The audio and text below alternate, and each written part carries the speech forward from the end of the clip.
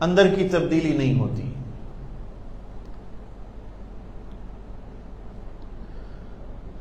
میں نے کئی دفعہ آپ حضرات کے سامنے یا آپ نے اور بزرگان دین کا بھی اس پہ بیان ضرور سنا ہوگا، میں تو ایک طالب علم ہوں، کہ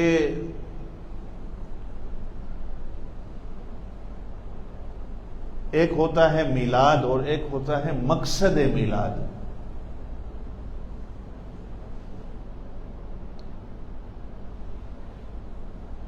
ایک ہوتا ہے جشن اور ایک ہوتا ہے مشن۔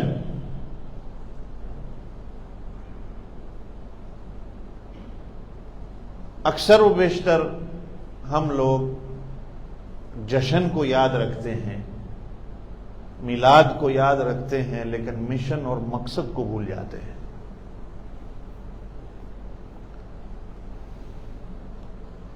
جو اصل چیز ہے۔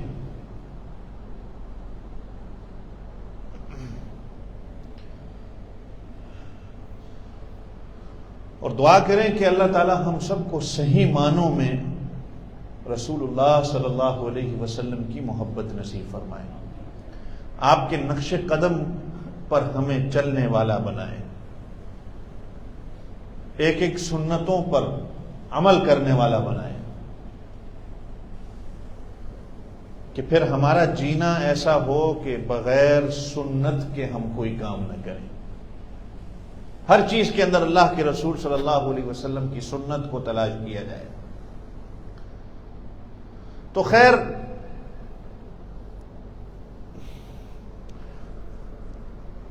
آپ اور میں جس کو وطن عزیز پاکستان کہتے ہیں، مملکت خداداد پاکستان کہا جاتا ہے، اور اس میں کوئی شک بھی نہیں کہ اللہ کی عظیم نعمتوں میں بھی ایک ہمارا ملک بھی اللہ کی ایک بڑی نعمت ہے۔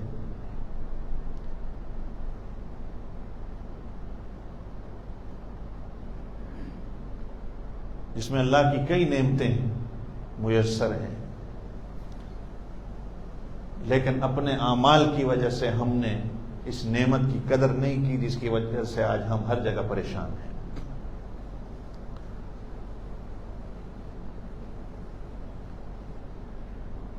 اس کی جو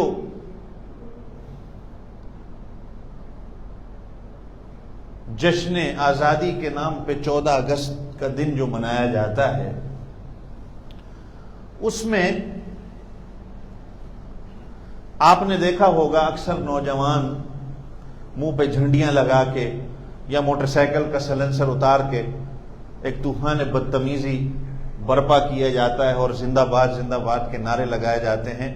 کوئی سنجیدہ آدمی جو ہوگا وہ دیکھ کے کہے گا یہ بندہ بے وقوف ہے، یہ لوگ بے وقوف ہیں۔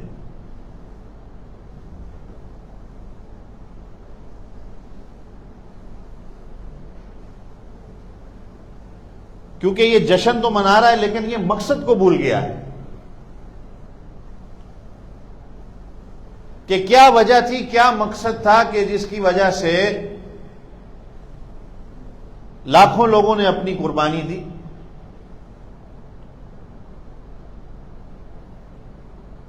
آج بھی سوشل میڈیا ہو یا ہمارا پرنٹ میڈیا پاکستان کا ہو، جب 14 اگست کا دن آتا ہے، ڈانس، فضول قسم کے ڈرامے اور یہ ساری چیزیں دکھائی جاتی ہیں، اور جس طرح یہ میں بات کر رہا تھا کہ منہ کے اوپر عجیب قسم کی، یہ محبت نہیں ہوتی۔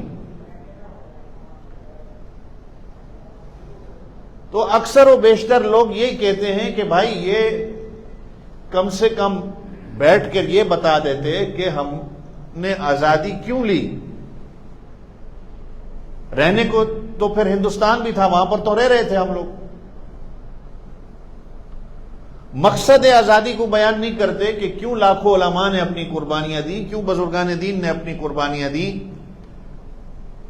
کیا وجہ تھی کہ ہمیں الگ ہونا پڑا۔ تو جب وجوہات کے پیچھے جائیں گے تو یہی کہا جائے گا کہ دین کے تحفظ کے لیے ہم الگ ہوئے، عبادات کے لیے ہم الگ ہوئے، کہ ہمیں آزادی کا تحفظ ہماری عبادت کے اندر دیا جائے۔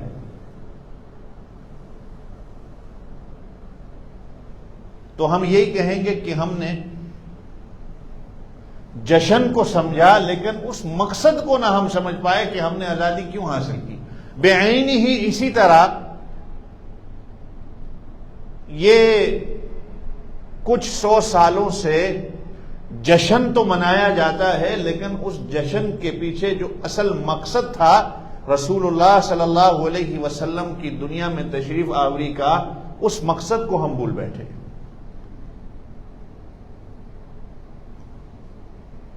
آپ صلی اللہ علیہ وسلم کی ہستی، آپ کا مقام کائنات میں جس کا کوئی ثانی نہیں ہے.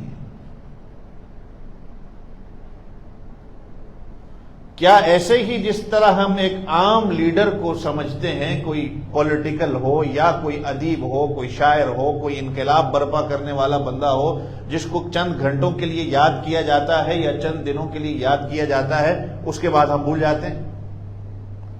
ہم نے بیعی نہیں کیا اسی طرح ہے. حالانکہ میں نے کہا کہ لمحہ لمحہ رسول اللہ صلی اللہ علیہ وسلم کی سنت کی ہمیں ضرورت ہے. آپ صلی اللہ علیہ وسلم صرف چند دنوں کے لیے یا چند ہفتوں کے لیے یا چند گھنٹوں کے لیے صرف نہیں آئے تھے، یا آپ کا مبارک ذکر ہمارے لیے صرف چند گھنٹے یا چند ہفتے بیان کرنا نہیں، یہ تو ہماری زندگی کے لیے ہے کہ جب ہم نہ تھے تب بھی حضور پاک صلی اللہ علیہ وسلم کی تعریف لکھنے والے تھے، ہم نہ ہوں گے تب بھی لکھنے والے ہوں گے، قیامت آئے گی تب بھی وہاں پر تعریف ہوگی، اور قیامت والے دن بھی ہمیں رسول اللہ صلی اللہ علیہ وسلم کی شفاعت کی ضرورت ہوگی. تو وہ بے وقوف ہم کہیں گے یہ اسٹوپڈ مین ہے، یہ بے وقوف ہے، یہ سنجیدہ نہیں ہے، یہ تو صرف جو ہے وہ موٹر سائیکل کے سیلنسر کو نکال کے جشن منا رہا ہے، مقصد کو یہ بھول گیا ہے. رسول اللہ صلی اللہ علیہ وسلم کے آنے سے ہم نے آج گلیاں بازار سجا دی. ہم نے کہا کہ آ گئے اور سج گئیاں گلیاں تے بازار. آپ صلی اللہ علیہ وسلم کا آنا تیرے ایمان کو سجانا تھا، تیری زندگی کو سجانا تھا. تیری زندگی نہیں سجی، تیرے ایمان نہ بنا، تو پھر باقی لیڈروں کے ساتھ جو ہم نے کیا، ہم نے حضور پاک صلی اللہ علیہ وسلم کو بھی وہی سمجھا ہے. یا دوسرے معنوں میں یوں کہا جائے کہ آپ کے گھر میں یا ہمارے اس مدرسے کے اندر ہم کسی عالم دین کو پاکستان سے بلاتے ہیں، جیسے اکثر و بیشتر آتے رہتے ہیں کہ ایک بزرگ پاکستان سے آ رہے ہیں، یا آپ کے گھر میں کوئی بڑے بزرگ ہیں کسی علاقے کے، وہ آپ کے علاقے میں آ رہے ہیں تو آپ کے گھر میں بھی چائے پینے کے لیے آئیں گے. تو اب بڑوں کی نیت اور ہوگی، بچوں کی نیت اور ہوگی. جو بڑا بندہ ہوگا نا، یا آپ جو بیٹھے ہیں، اگر آپ کو پتہ چلے گا کہ پاکستان سے کوئی علماء آنے والے ہیں، آپ دل میں یہ سوچیں گے کہ بزرگوں کی زیارت ہوگی. اللہ والوں کی زیارت کرنا بھی ثواب ہے، کوئی شک نہیں ہے اس میں. ان کے ملفوظات کچھ سن لیں گے، ان کے کچھ معروضات ہم سن لیں گے، اپنی کچھ اصلاح کر لیں گے، اصلاح کی نیت سے چلے جائیں گے. یہ جیسے میں شروع میں بات کر رہا تھا کہ آج اصلاح کی نیت، یہ میں آپ اکثر و بیشتر یہ جلسے جلوس سیرت النبی دیکھا دیکھی، اس نے اگر اتنوں کی محفل کی ہے میں اتنوں کی محفل کروں گا، اگر اس میں یہ ہوا میں یہ کروں گا، اتنے بندے آئے میں اتنے بندے بلاؤں گا. عمل سے میں اور آپ خالی ہیں. یا ہمارے ملک کے اندر اگر سیرت النبی کے جلسے جلوس ہوتے ہیں تو یہ دیکھا جاتا ہے کہ آنے والا کون ہے، تقریر کرنے والا کون ہے، خطابت کے جوہر دکھانے والا کون ہے، کس کا جوشیلا انداز ہے. یا کوئی میری طرح ایسے ہوتے ہیں جو آپ کو بور کر دیتے ہیں، آپ بیٹھے بیٹھے سو جاتے ہیں. اگر وہ ہے تو نہیں جائیں گے. یا آج میں ویسے ہی فارغ تھا، چلو فراغت کی وجہ سے چلو میں سیرت النبی کے جلسے میں ہی جا کے بیٹھ جاؤں. ہر بندے کی اپنی اپنی نیت ہوتی ہے، جس کی وجہ سے کچھ فرق نظر نہیں آتا. کئی جلسے ہو گئے لیکن انسان کا دل نہیں بدلا ابھی تک. کچھ بات سمجھ میں آ رہی ہے میری؟ ہاں، میں بات کیا کر رہا تھا کہ کوئی اللہ والا اگر آ رہا ہو، آپ کی نیت یہ ہوگی کہ میں اس کے بیان میں بیٹھوں گا، مجھے ثواب ہوگا، کچھ سبق لے کے جاؤں گا، اور اللہ سے یہی امید کرتا ہوں کہ آپ کی یہی نیت ہو. جو بچے ہوں گے ان کی نیت کیا ہوتی ہے؟ کوئی پاکستان سے مہمان آ رہا ہے، بچوں کی یہ نیت، مدرسوں والوں کی تو یہ ہوگی کہ چلو مدرسے میں 3-4 دن چھٹی ہو جائے گی. ایسا ہی ہے نا؟ یا پھر یہ نیت ہوگی کہ آج تو جو ہے نا چاولوں کے ڈبے ملیں گے. اور میں نے یہی کہا کہ میں اللہ سے یہ امید کرتا ہوں آپ کی یہ نیت نہ ہو. آج جو ہے نا وہ قورمہ پکے گا، آج جو ہے وہ بڑی زبردست قسم کے جو ہے نا مینیو میں بریانی ہوگی، یہ چیزیں ہوں گی، حلوہ ہوگا، فلاں ہوگا فلاں ہوگا. تو ایک نیت بڑوں کی ہوتی ہے اور ایک نیت بچوں کی ہوتی ہے. تو میری بات پہ ناراض نہ ہونا. میں، آپ یا ہمارے جو دوست احباب ہیں، ان کی نیت وہی بچوں والی ہے. جو بڑوں کی نیت ہونی چاہیے تھی کہ میری اصلاح ہوگی، ہماری بھی وہی نیت بچوں والی ہے کہ مینیو میں کیا ہے، کیا پکنے والا ہے، کیا کھلایا جائے گا ہمیں. اور اس میں کہنے میں مجھے کوئی عار نہیں ہے کہ ہمارے ہاں جب کوئی ختم ہوتا ہے یا کوئی پروگرام ہوتا ہے، پہلے فون کر کے جن کے ساتھ ہماری ذرا دوستی زیادہ ہوتی ہے، جو حضرت والد صاحب کے روب کی وجہ سے تو ان سے نہیں پوچھ سکتے، ہمارے ساتھ پوچھ لیتے ہیں کہ مولوی صاحب کچھ ہوسی یا سکئی کام میں. کیوں ناصر عباس بھائی؟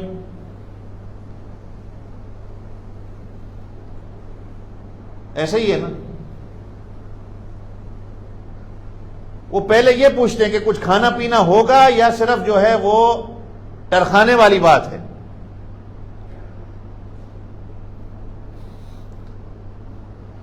یہ کل پرسوں باتوں سے بات چل گئی تو ہمارا ایک دوست بھی ہے، شاگرد بھی ہے، اور میرپور کے علاقے کا ہے. مجھے کہنے میں کوئی حرج نہیں ہے، اور ماں باپ کی سوچ جو ہے وہ، اور اس کی بھی سوچ وہی ہے کہ جشن والی.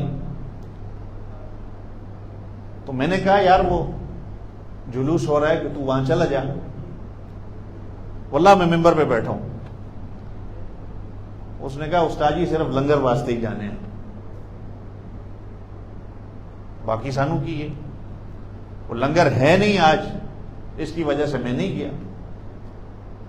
خیر کرتے کرتے جو ہے وہ مغرب عشاء کا وقت ہوا تو کلون مسجد میں نماز کا ٹائم آ گیا. میں نے کہا چلا نماز پڑھ لیتے ہیں. تو کہتا ہے ضروری ہے نماز پڑھنا،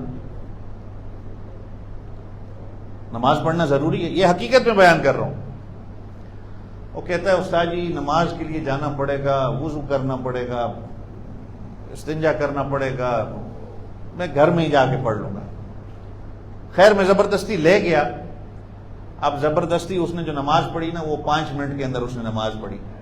حتیٰ کہ پیچھے سے ایک آدمی آیا، اس نے کہا کہ یہ اتنی تیز نماز پڑھ رہا ہے، اس کو کم سے کم اتنا تو بتاؤ نماز پڑھتے کیسے. یہ مغرب کی نماز تھی. پھر عشاء کی نماز کا وقت آیا. میں نے کہا چل کے پڑھتے ہیں. کہتا ہے نہیں میں گھر جا کے پڑھوں گا. میں نے کہا 10 منٹ تیرے لگیں گے. کہتا نہیں میں گھر جا کے پڑھوں گا. اس نے کیا بات کی کہ صرف لنگر کے لیے جاتے ہیں بس.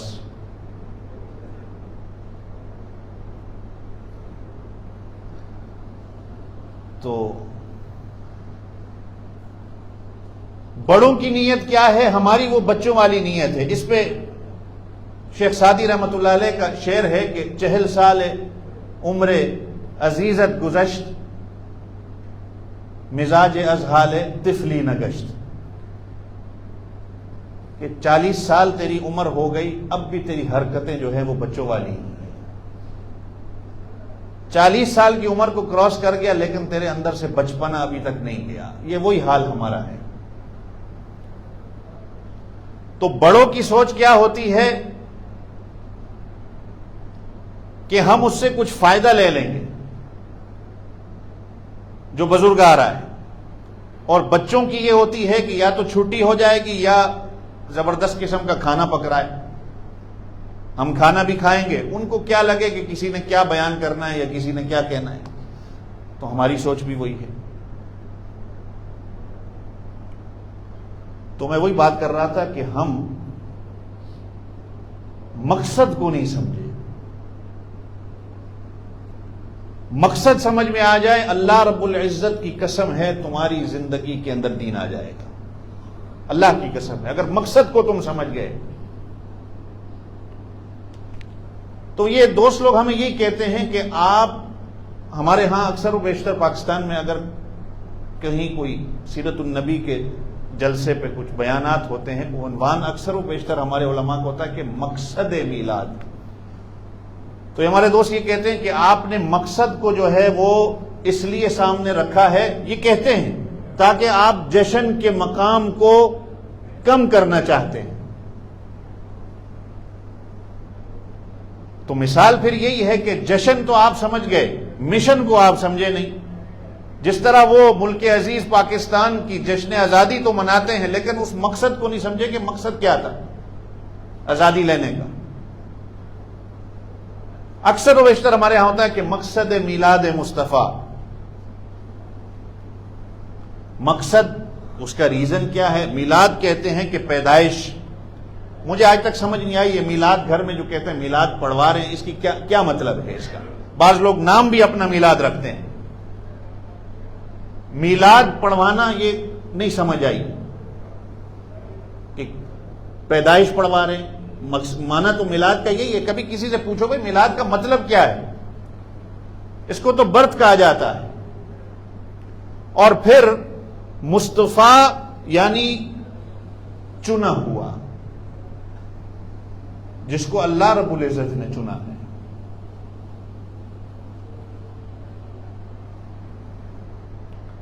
مستدرک حاکم میں رسول اللہ صلی اللہ علیہ وسلم کی حدیث ہے کہ آپ صلی اللہ علیہ وسلم نے فرمایا ان اللہ اختارنی واختار لی اصحابی. اللہ نے مجھے چنا ہے، اور جس طرح اللہ نے مجھے چنا ہے اسی طرح اللہ نے میرے لیے میرے اصحاب کو چنا ہے. ان اللہ اختارنی، مجھے اللہ نے تمام انبیاء کا سردار بنایا ہے. واختار علی اصحابی، اور میرے صحابہ کو گویا یوں کہا جائے میری امت کا سردار بنایا ہے. اور رسول اللہ صلی اللہ علیہ وسلم کی چنے ہوئے وہ عظیم ہستی، میں نے جس کا کہا کہ جس کا کوئی ثانی نہیں. باقی انبیاء اللہ کے رسول صلی اللہ علیہ وسلم کے درمیان فرق ہے کہ باقی انبیاء کے آنے سے پہلے ان کی کوئی تفصیل نہیں بیان کی گئی کہ وہ کیوں آ رہے ہیں اور کہاں آئیں گے اور ان کا مشن کیا ہوگا. اللہ کے رسول صلی اللہ علیہ وسلم کو بھیجنے سے پہلے یہ پوری تفصیل آپ صلی اللہ علیہ وسلم کی پہلے بیان کر دی گئی ہے کہ میں نے اپنے پیغمبر کو بھیجنا ہے. اس کی وجہ سے کہا جاتا ہے کہ رسول اللہ صلی اللہ علیہ وسلم دراصل میں وجہ تخلیق کائنات ہیں. کائنات کو سجایا گیا، کائنات کو بنایا گیا. سجانے کے بعد، بنانے کے بعد مہمان خصوصی بن کے اللہ کے رسول صلی اللہ علیہ وسلم آئے ہیں. آپ کا اللہ آپ سب کو اولادیں دے، آمین کہہ دیں. آپ کی اولاد کے آنے کے بعد آپ کو آپ کی اولاد کا پتہ چلتا ہے. پہلے کسی کو نہیں پتا ہوتا کہ میرا بیٹا ہونا ہے، میری بیٹی ہونی، میرا بیٹا کیا کرے گا. اللہ کے رسول صلی اللہ علیہ وسلم کے آنے سے پہلے اللہ نے حضور پاک صلی اللہ علیہ وسلم کی پوری تفصیل بتا دی. اگر میں ایک ایک اس کے اندر سے دلیل دیتا چلوں تو یہ بڑا لینتھی ٹاپک ہو جائے گا. مستدرک حاکم میں ہی حضرت عمر رضی اللہ عنہ کی حدیث ہے، میں آپ کی توجہ چاہوں گا. آپ صلی اللہ علیہ وسلم نے حضرت عمر سے فرمایا تھا کہ میرے آنے سے بھی پہلے اللہ نے میرا ذکر آدم علیہ السلام کی زبان پہ بھی آیا. کیسے؟ آدم علیہ السلام کون ہیں؟ جن کو اللہ نے سب سے پہلے پیدا کیا.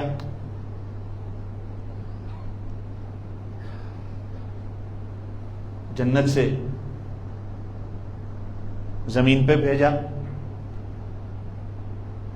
اسرائیلی روایت ہے کہ 300 سال تک حضرت آدم علیہ الصلوۃ والسلام نے اپنے اس بھول کی معافی مانگی، 300 سال تک۔ قرآن پاک بھی اس کی گواہی دیتا ہے، ربنا ظلمنا انفسنا وان لم تغفر لنا وترحمنا لنکونن من الخاسرین۔ اللہ اگر آپ نے ہماری اس بھول کو معاف نہیں کیا تو ہم خسارہ اٹھانے والوں میں سے ہو جائیں گے۔ لیکن اللہ کی طرف سے کوئی جواب نہیں آیا۔ کئی دعائیں مانگی،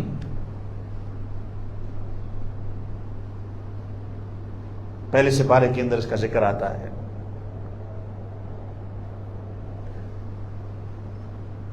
آپ صلی اللہ علیہ وسلم فرماتے ہیں کہ ایک دن حضرت آدم علیہ الصلوۃ والسلام نے اللہ سے دعا مانگی، اللہم انی اسألک بحق محمد ان تغفر لی۔ سبحان اللہ تو کہہ دیں، زور سے کہیں، اللہ میں تجھ سے نبی محمد صلی اللہ علیہ وسلم کا سوال کرتا ہوں کہ ان کی بدولت تو میرے گناہوں کو معاف کر دے، میری بھول کو معاف کر دے، تو مجھے معاف کر دے۔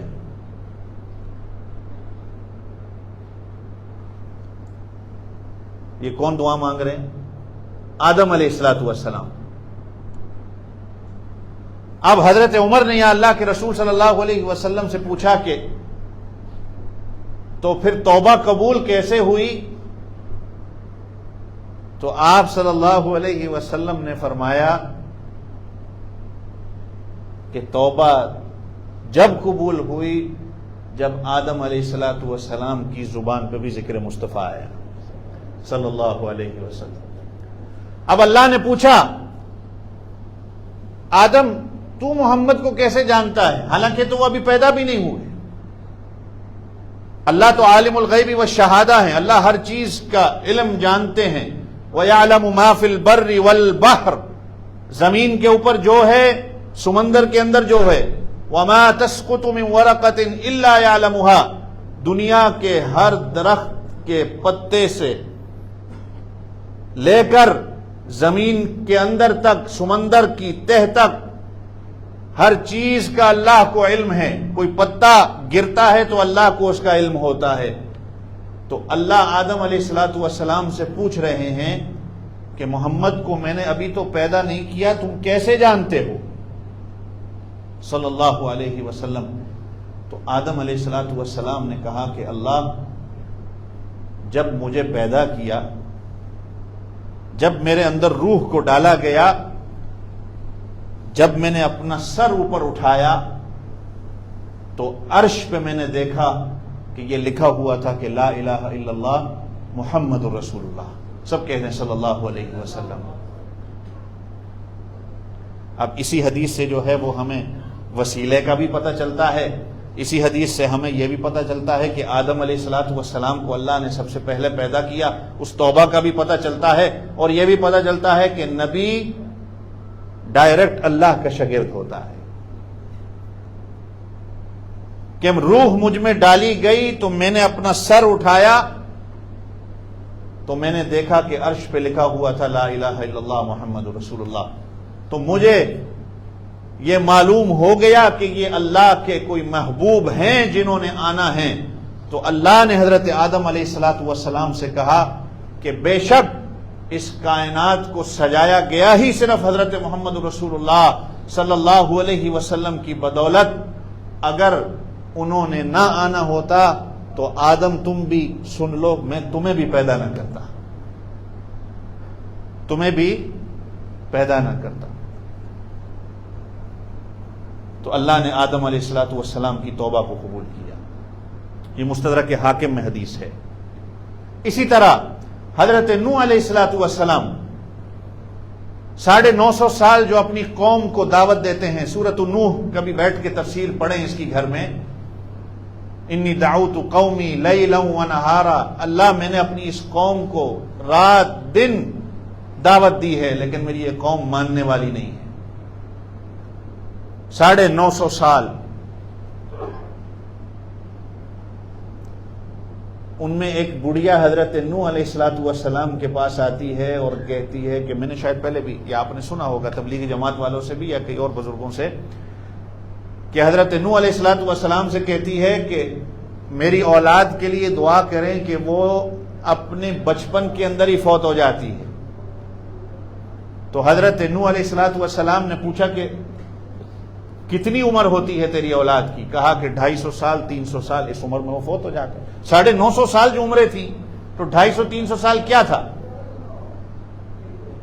تو اس بڑھیا کو حضرت نوح علیہ السلام نے کہا کہ جانتی ہو کہ حضرت محمد رسول اللہ صلی اللہ علیہ وسلم کی امت آئے گی جن کی اوسط عمر 60-50 یہ عمر ہوگی. تو اس بڑھیا نے آگے کیا کہا حضرت نوح علیہ السلام سے، کیا وہ لوگ اس زمین پہ اس دھرتی میں گھر بھی بنائیں گے؟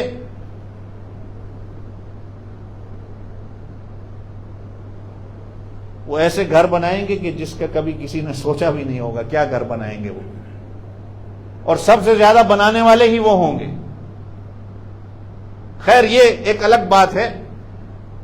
مقصد جو میں بیان کرنے والا تھا کہ حضرت نوح علیہ السلام جن کو ثانی آدم کہا جاتا ہے، آپ صلی اللہ علیہ وسلم کا ذکر مبارک آنے سے پہلے ہو رہا ہے. اس بڑھیا نے کیا کہا کہ حضرت نوح علیہ السلام کو اگر مجھے اتنی عمر مل جائے نا، یہ 50-60 سال، تو یہ عمر میں پوری ایک سجدے میں گزار دوں. یہ تو کچھ بھی نہیں ہے.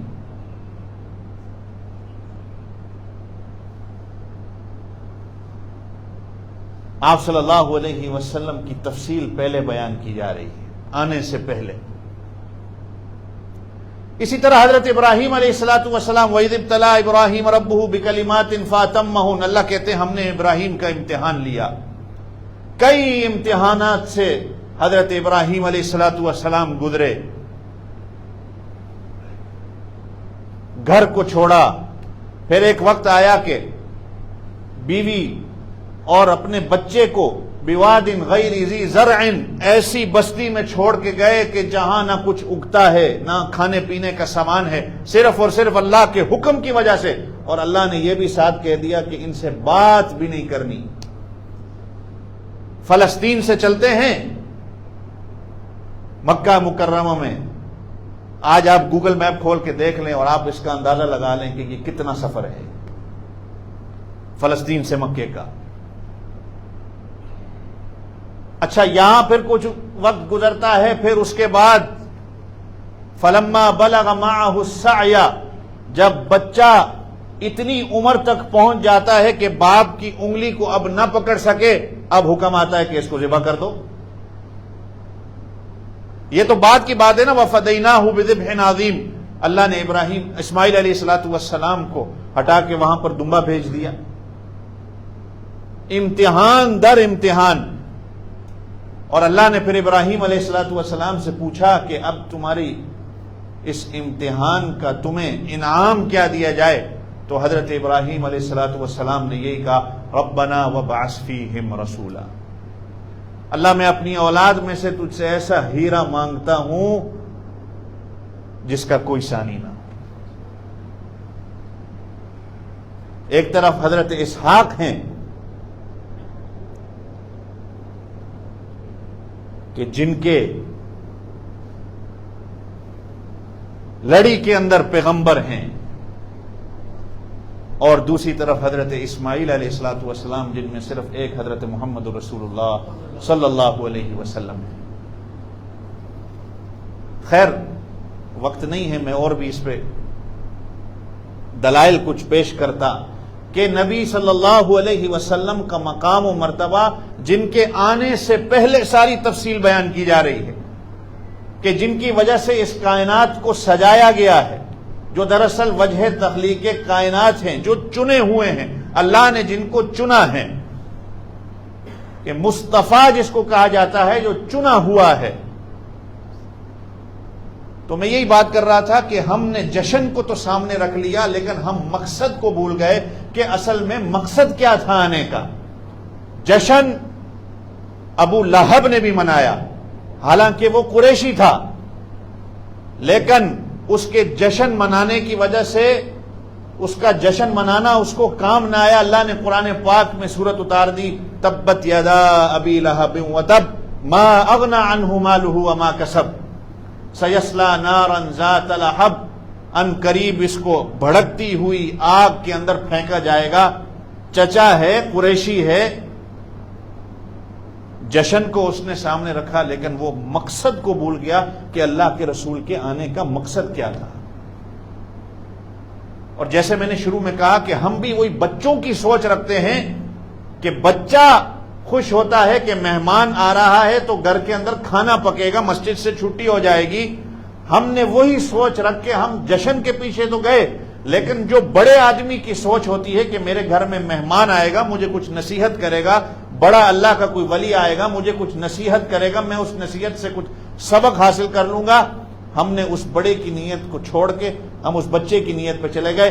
ہم نے مینیو کارڈ بنا لیا. چنانچہ آج آپ بھی دیکھ رہے ہیں کہ مینیو کارڈ بن گئے ہیں کہ سیرت النبی کے موقع پر یہ کھانا آپ کو ملے گا، یہ جلسہ ہوگا، اس کے اندر فلاں فلاں چیز ہوگی، اس کے بعد کیک کو بھی کاٹا جائے گا، اس کے بعد شبیہیں بنا کے، آج کل تو ایسا بھی ہو گیا کہ حوریں بھی بنا دی، میوزک بھی اس کے اندر آ گیا. اور پھر جو بندہ آپ کو اگر کہے کہ یہ سارے بدعات اور خرافات ہیں، خوشی کا اظہار، وہ مومن ہو ہی نہیں سکتا جو خوشی کا اظہار نہ کرے. خوشی کا اظہار کرنا اور خوشی کے نام پر بدعات اور خرافات کرنا یہ دونوں الگ الگ چیزیں ہیں.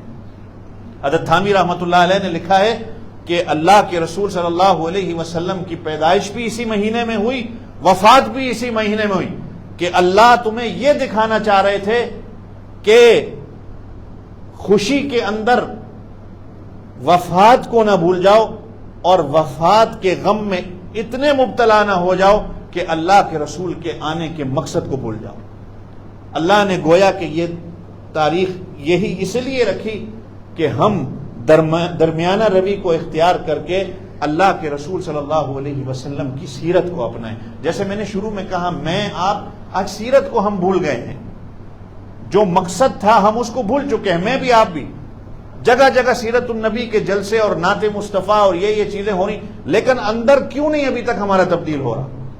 جھوٹ بولنا اسی طرح ہے، دھوکہ فراڈ کرنا اسی طرح ہے، نمازوں کو چھوڑنا اسی طرح ہے. اور اسی جلسے کے نام پہ اگر میری نمازیں ضائع ہو رہی ہیں تو میرا اس جلسے کے اندر بیٹھنے کا کیا مقصد ہے؟ جیسے میں نے اپنے اس دوست کی بات بتائی کہ اس نے کہا کہ ہم تو صرف لنگر کے لیے جاتے ہیں، بیان کس نے جا کے سننا ہے، نماز کے لیے ہم تھوڑی جاتے ہیں. ہم جب محرم کا مہینہ آتا ہے، ایک طبقہ جو ہے وہ اتنا زیادہ غلو کے اندر مبتلا ہو جاتا ہے کہ وہ نماز کو بھی بھول جاتے ہیں کہ حضرت حسین رضی اللہ عنہ نے کربلا کے میدان میں، جانتے ہو، ظہر کی نماز صلاۃ الخوف پڑھی. صلاۃ الخوف کا پتہ نہیں، اگر آپ کو پتہ ہو، مجاہدین کے لیے جو نماز ہوتی ہے کہ جو جنگ کی حالت میں ہوں، 2 رکعت ان کے لیے ہوتی ہے کہ ایک صف جہاد کر رہی ہے اور ایک صف جو ہے وہ 1 رکعت پڑھے گی. 1 رکعت پڑھ کے یہ نماز کو چھوڑ کے جائیں گے اور جہاد کریں گے. جو جہاد کر رہے ہیں وہ آ کر اس دوسری رکعت کو پوری کریں گے. اس کو صلاۃ الخوف کہا جاتا ہے. حضرت حسین رضی اللہ عنہ نے اس نماز کو پڑھا ہے. اور یہاں پر غلام ہیں کے نام پر ہماری نمازیں جا رہی ہیں، ہمارا دین ختم ہو رہا ہے، ہمیں کچھ پتہ ہی نہیں چل رہا. آپ صلی اللہ علیہ وسلم نے کیا فرمایا؟ آپ صلی اللہ علیہ وسلم کی وفات سے پہلے ام المومنین فرماتی ہیں کہ آپ صلی اللہ علیہ وسلم کی ہونٹ مبارک پر میں نے اپنے کان لگائے تو آپ صلی اللہ علیہ وسلم فرما رہے تھے، الصلاۃ وما ملکت ایمانکم، الصلاۃ وما ملکت ایمانکم. نمازوں کا اہتمام اور جو تمہارے ماتحت ہیں ان کا تحفظ، ان کے حقوق. آج لوگوں کے حقوق کو پامال کیا جا رہا ہے، بہنوں کے حق کو کھایا جا رہا ہے، اور جشن عید میلاد النبی کے نام پر ہم چراغا کر رہے ہیں کہ بھئی گلیاں سج گئی، بازار سج گئے. پر تیرا ایمان ابھی تک نہ سجا تو پھر کیا تیرے گلی سجانے کا فائدہ ہوا؟ تیری نماز ابھی تک نہیں سجی تو تیری گلیاں سجانے کا کیا فائدہ ہوا؟ اور اس پہ اگر کوئی سمجھائے تو کہہ دیتے ہیں یہ گستاخ رسول ہے، یہ نبی صلی اللہ علیہ وسلم کو ماننے والے نہیں ہیں۔ بھائی کون بدبخت ہے کہ جو نہ ماننے والا ہو؟ لیکن اس خوشی کے نام پہ ایسے ایسے کام کرنا، شبیہ بنانا، وہی شبیہ آپ کو دوسرے دن نالی کے اندر پڑی ملتی ہے۔ ہمارے دیکھنے کا انداز الگ ہے، ہمارا بات کرنے کا انداز الگ ہے، آپ کو جو نظر آئے گا آپ وہی دیکھو گے۔ وہ کہتے ہیں نا کہ کسی آدمی کا دل ہوا کہ میں اینک بنا لوں، نظر اس کی ٹھیک تھی،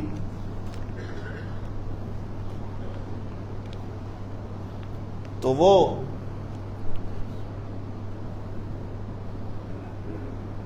نظر والے کے پاس گیا کہ مجھے اینک چاہیے، جیسے آج کل پاکستان میں یہ بیماری چلی ہوئی، ہر بندہ اینک پہن رہا ہے۔ اب جا کے دیکھا اس نے کہ یار وہ تو میرا کلاس فیلو نکل آیا جو آپٹیشن ہے۔ بڑی خوشی ہوئی، سلام دعا ہوئی، ملے، اس کو کہا کہ یار مجھے جو ہے نا اینک چاہیے۔ اب اس نے اس کی نظر کو چیک کیا، اس نے کہا تیری نظر تو بالکل ٹھیک ہے، یہ پیسے بھی واپس لے لے، تو میرا یار ہے یار، ایسی کوئی بات نہیں ہے۔ اس نے کہا نہیں یار دوبارہ چیک کر، میری نظر کے اندر کوئی مسئلہ ہے۔ اب اس نے لیزر مشینیں ساری چیزیں نکال کے بھی چیک کیا، اس نے کہا یار میری ڈاکٹری پہ بھی لعنت، اگر کوئی بندہ کہہ دے کہ تیری آنکھوں میں مسئلہ ہے، تیری آنکھیں ٹھیک ہیں بالکل۔ اس نے کہا یار ویسا ہی میرا دل تھا، تو چلو مجھے جو ہے نا نزدیک کی اینک بنا دے کہ جو ہر چیز دور ہو نا وہ مجھے نزدیک سے نظر آئے۔ اب دوست تھا، اس نے بنا دی۔ اب کچھ دن گزرے، یہ گھر کی گلی میں آیا تو سامنے نالی تھی۔ اب نالی کہاں تھی؟ سامنے، لیکن اس کے پاس تھی اینک۔ سمجھ گئے نا بات؟ یہ سمجھا کہ یہ نالی یہاں ہے، اس نے جو پاؤں آگے رکھا تو سارے کپڑے خراب ہو گئے۔ اب جب اس کے کپڑے خراب ہوئے، اس نے کہا یار ایسے بغیرت میرا دوست نام کا ڈاکٹر بنا ہوا ہے، مجھے غلط اینک بنا کے دے دی اس نے۔ بھائی اس ڈاکٹر کی غلطی نہیں تھی، تیرے اندر نقص تھا۔ تو جس نظر سے دیکھ رہا ہے تجھے وہی نظر آئے گا۔ تو آپ صلی اللہ علیہ وسلم کا مقصد میلاد سمجھو کہ مقصد آنے کا حضور پاک صلی اللہ علیہ وسلم کا کیا تھا؟ انما بعثت معلما، میں کس لیے آیا ہوں؟ تعلیم دینے کے لیے، تمہیں اخلاق سکھانے کے لیے، حقوق بتانے کے لیے، نمازوں کا بتانے کے لیے، ایک دوسرے کا حق نہ کھانا، اکثر و بیشتر کیا حدیث پاک میں آتا ہے جس نے کسی کی ایک بالشت زمین پہ بھی قبضہ کر لیا، ایک بالشت، یہ اتنی ہوتی ہے 1 ہینڈ سپین جس کو کہتے ہیں انگلش میں، اللہ قیامت والے دن 7 زمینوں کا توق اس کے گلے میں ڈالیں گے، 7 زمینوں کے اندر اس کو دھنسایا جائے گا۔ اور بعض علماء نے لکھا ہے کہ اس کی 700 مقبول نمازیں ایک اس بالشت زمین کے بدلے میں لے لی جائیں گی، 700 مقبول نمازیں۔ اب کبھی سوچو ہم پڑھتے کیا ہیں، اور اس کے باوجود بس دین یہی ہے کہ بس جشن عید میلاد النبی منانا، یہ ساری چیزوں کا ان الذین یاکلون اموال الیتامی ظلما انما یاکلون فی بطونہم نارا، یہ زمین قبضہ کرنا، یتیموں کا مال کھانا، وراثت کے مال لے لینا، ہڑپ کر لینا، یہ زمین نہیں، تم اپنے پیٹ کے اندر آگ ڈال رہے ہو۔ تو مقصد کو سمجھو، مقصد کیا تھا؟ اللہ کے رسول صلی اللہ علیہ وسلم کے آنے کا مقصد محبت رسول، صرف غلامی رسول میں موت بھی قبول، جیسے میں نے کئی دفعہ کہا موت بعد کی بات ہے، پہلے اپنی زندگی اللہ کے رسول صلی اللہ علیہ وسلم کے طریقوں کے مطابق تو بنا لو۔ یہ سب سے پہلے میں اپنے آپ کو کہہ رہا ہوں، پھر میں آپ سے مخاطب ہوں۔ زندگی ہو گئی جلسے جلوس، سیرت النبی، ربیع الاول کے مہینے میں اگر کوئی سیرت پہ بات نہ کرے تو یہ عاشق نہیں ہیں۔ مجھے یہ بتاؤ سیرت النبی کے جلسے اور جلوس کے بعد آپ کی زندگی بدلی بھی ہے کہ نہیں؟ ورنہ وہی ہے کہ جس طرح جشن آزادی مبارک، جھنڈے لگا لیے، سلنسر نکال دیا موٹر سائیکل کا، اور مقصد بیٹھ کے بتا کہ تیرے بزرگوں نے کیوں اپنی جانوں کو قربان کیا، ورنہ تو تم انڈیا میں بھی بیٹھ کے رہ سکتے تھے۔ اس مقصد کو اگر تمہیں بتایا جائے گا تو مقصد پیچھے یہی آئے گا کہ ہم نے دین کے تحفظ کے لیے اس ملک کو چھوڑا، کہ جہاں ہمیں دین کی آزادی ہو۔ بہرحال اللہ تعالیٰ مجھے آپ سب کو عمل کرنے کی توفیق عطا فرمائے. اللہ صحیح معنوں میں ہمیں رسول اللہ صلی اللہ علیہ وسلم سے محبت نصیب فرمائے، اور محبت بھی ایسی ہو کہ میرا قدم قدم پر حضور پاک صلی اللہ علیہ وسلم کی سنت کے مطابق میرا گزرے، لمحہ لمحہ میرا حضور پاک صلی اللہ علیہ وسلم کی سنت کے. باقی جس طرح لوگوں نے اپنا آئیڈیل بنایا ہے، کوئی کسی کو یاد کرتا ہے تو وہ ایک دن کے لیے یاد کرتا ہے، کوئی پولیٹیکل لیڈر ہے، کوئی ادیب ہے، کوئی شاعر ہے، یا جس نے کوئی انقلاب برپا کیا ہو، محبت کرنے والے ایک دن اس کو یاد کرتے ہیں، ایک گھنٹہ اس کو یاد کرتے ہیں. لیکن ایک بات ضرور ہوگی، اس بندے کی زندگی کے اندر کہیں نہ کہیں نقص ہوگا. آپ جس سے بھی محبت کرنے والے ہیں، آپ کا ہر کسی کا کوئی نہ کوئی آئیڈیل ہوتا ہے، کوئی کسی پولیٹیکل آدمی سے محبت کرنے والا، کہیں نہ کہیں زندگی میں گناہ اس سے ہوتے ہیں، اس کی زندگی میں کوئی نقص ہوتا ہے. لیکن رسول اللہ صلی اللہ علیہ وسلم کی ذات، انبیاء کی ذات وہ ہے کہ اللہ جن کے قریب گناہوں کو بھٹکنے بھی نہیں دیتے. تو آپ صلی اللہ علیہ وسلم کا موازنہ ہم ان لوگوں کے ساتھ کر رہے ہیں جن کی زندگی نقص سے بھری ہوئی ہے. اور آپ صلی اللہ علیہ وسلم کی زندگی، اس لیے تو اس انگریز مائیکل ہارٹ نے جو 100 مقبول بندوں کی کتاب لکھی، اس نے سب سے پہلے اللہ کے رسول صلی اللہ علیہ وسلم کا نام لکھا ہی اس لیے تھا کہ کم وسائل، کچھ بھی نہیں تھا جن کے پاس، اور لوگ وہاں کے رہنے والے کیسے ضد اور ہٹ دھرمی جن کے اندر موجود تھی، اللہ کے رسول صلی اللہ علیہ وسلم کی صحبت نے ان کو کیسے تبدیل کر دیا. اس لیے اس انگریز نے کہا کہ یہ باقی جتنے بھی لوگ ہیں ان کا انقلاب کچھ دن کے لیے آیا، ان کے ماننے والے ایک دن کے لیے ان کو مانتے ہیں، ایک دن محبت کرتے ہیں، ایک ہفتہ محبت کرتے ہیں. اللہ کے رسول صلی اللہ علیہ وسلم وہ ہستی ہیں کہ جن کو ہمیشہ ہمیشہ کے لیے یاد کیا جاتا ہے، جن کی سنت ہمیشہ ہمیشہ کے لیے زندہ ہے. اور میرے بھائیوں، یہ بھی میں کہتا چلوں، اس دنیا سے جب چلے جاؤ گے، آپ کے اعمال نے آپ کے ساتھ جانا ہے، یا آپ کے کپڑے یا آپ کی پگڑی، ساری چیزیں ختم ہو جائیں گی. ایک رسول اللہ صلی اللہ علیہ وسلم کی سنت آپ کے ساتھ جائے گی، وہ یہ داڑھی ہے. میں کسی پر حقارت کی نظر سے نہیں دیکھ رہا، نہ کسی کو میں پن پوائنٹ کر رہا ہوں. میں یہ دعا کرتا ہوں کہ اللہ تعالیٰ آپ کو بھی حضور پاک صلی اللہ علیہ وسلم کی اس سنت سے سچی محبت نصیب فرمائے، اور اللہ آپ کو بھی اس کو پورا کرنے کی توفیق دے. یہی ایک واحد سنت ہے جو آپ کے ساتھ قبر کے اندر جائے گی، اور آپ کے اعمال ہوں گے. باقی دنیا والے کبھی سال کے بعد آپ کو ملنے آئیں گے، آپ کی اولاد بھول جائیں، کبھی 5-6 سال میں آپ کو، جو آپ کی زندگی میں آپ کو نہیں پوچھتی، وہ کہاں وہاں آئیں گے. جو مہینہ مہینہ آپ کو پوچھتے نہیں ہے، ایک گھر کے اندر باپ بیٹھا، ایک نوجوان اولاد کبھی باپ کو پوچھتی نہیں ہے بیٹھ کے، وہ آپ کے مرنے کے بعد آپ کی قبر پہ آئیں گے. وہاں آپ صلی اللہ علیہ وسلم کی محبت، یہ سنت اور یہ اپنے اعمال ساتھ ہوں گے. زندگی رہی تو اسی موضوع کو، مقصد میلاد کیا ہے، اگلے جمعے پھر آپ کے سامنے حاضری ہوگی. اللہ تعالیٰ مجھے آپ سب کو عمل کرنے کی توفیق عطا فرمائے. وآخر دعوانا الحمد للہ رب العالمین.